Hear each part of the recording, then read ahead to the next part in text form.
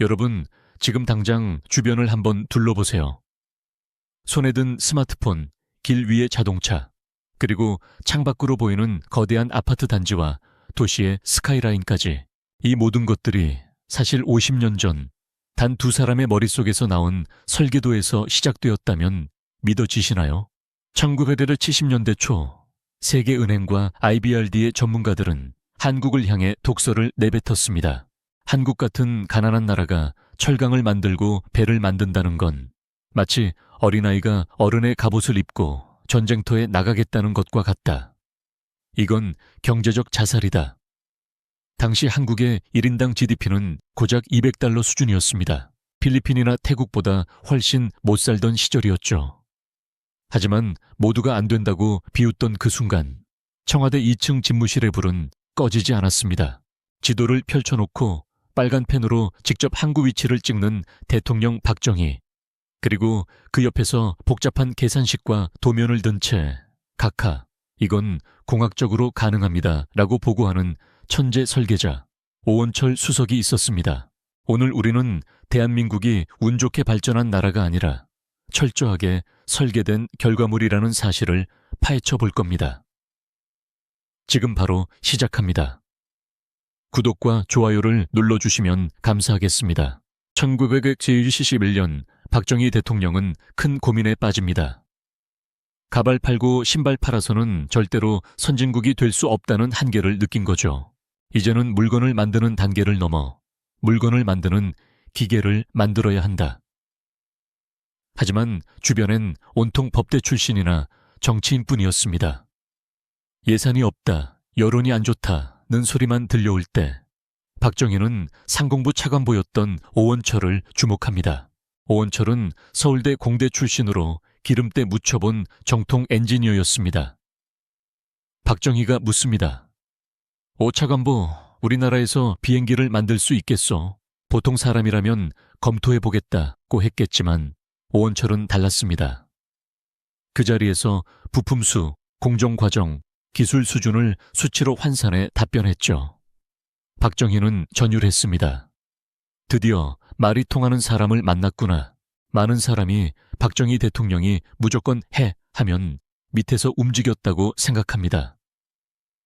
하지만 실제로는 철저한 데이터 기반 의사결정 시스템이었습니다. 오원철 수석의 증언에 따르면 박정희는 보고서 숫자가 틀리면 불같이 화를 냈다고 해요. 직접 자를 들고 지도를 재는 사람이었죠.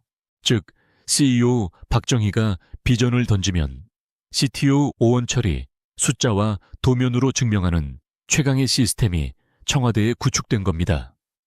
중화학공업이란 단어, 좀 어렵죠? 쉽게 비유하면 이렇습니다. 경공업이 가발을 만드는 바느질이라면 중화학공업은 그 바느질을 할 미싱기를 만들고 미싱기 재료인 철을 뽑아내는 산업의 근육을 만드는 일입니다. 1973년 박정희 대통령의 중화학공업 선언은 미친 짓이라는 소리를 들었습니다. 돈도 없고 기술도 없었으니까요. 하지만 오원철은 물량의 논리로 접근합니다. 철이 이만큼 필요하면 포항의 용광로를 이 크기로 지어야 하고 항구 수심은 이만큼 깊어야 한다. 그는 전국의 해안선을 따라 거대한 산업 생태계를 설계했습니다.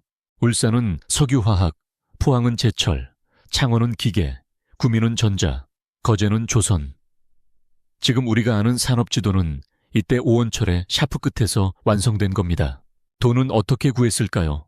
1972년 8.3 사채동결 조치라는 파격적인 결단으로 기업들의 숨통을 틔워주고 오원철은 외국 차관을 빌리기 위해 직접 도면을 들고 투자자들을 설득했습니다. 우리는 단순히 돈을 빌리는 게 아니라 당신들의 설비를 사와서 물건을 만들어 갚을 것이다. 공학적 수치 앞에 서구 투자자들도 설득당할 수밖에 없었죠. 순탄할 줄 알았던 계획에 거대한 먹구름이 몰려옵니다.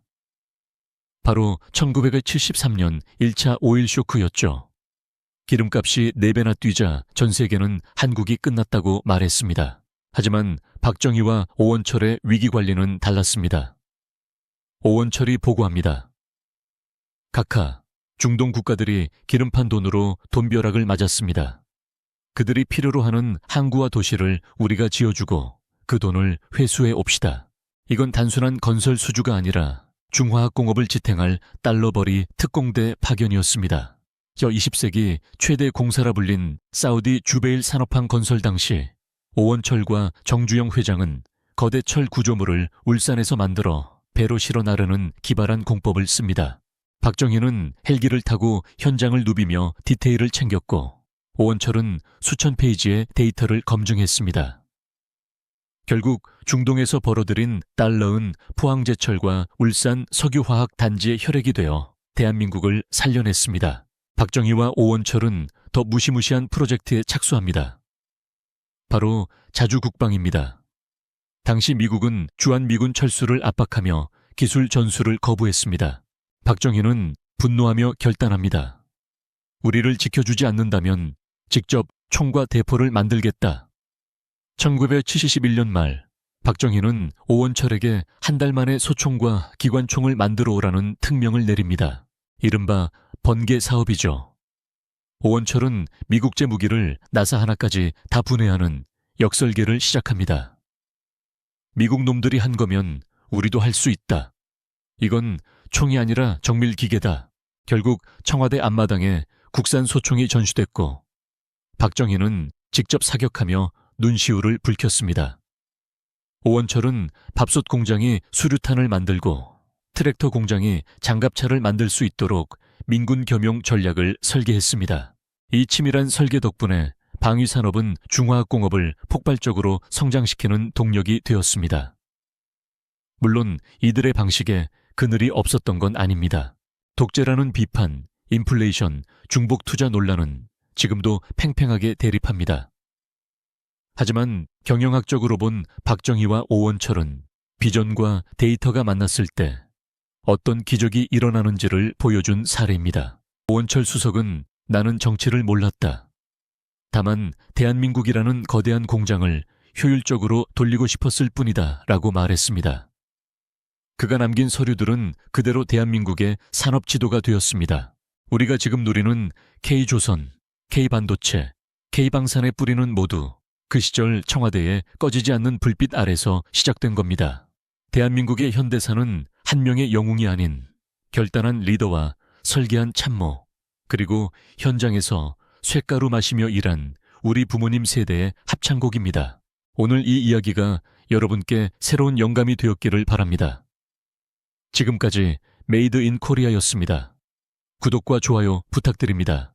시청해 주셔서 감사합니다.